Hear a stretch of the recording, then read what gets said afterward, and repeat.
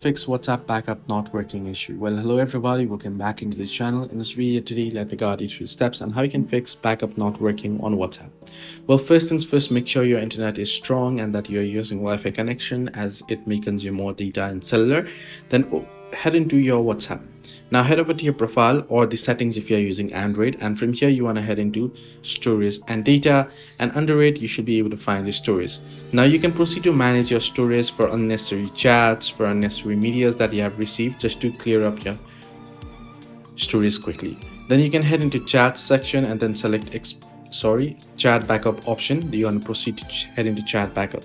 Now, as you can see, you'll find the reason right there why your chat is not being backed up. Either it is due to storage issues, it is due to account issues, and you want to simply proceed to follow the instructions that it is showing up there. If you have any issues, then you can proceed to select backup now and enable auto backup if necessary as well if you want it.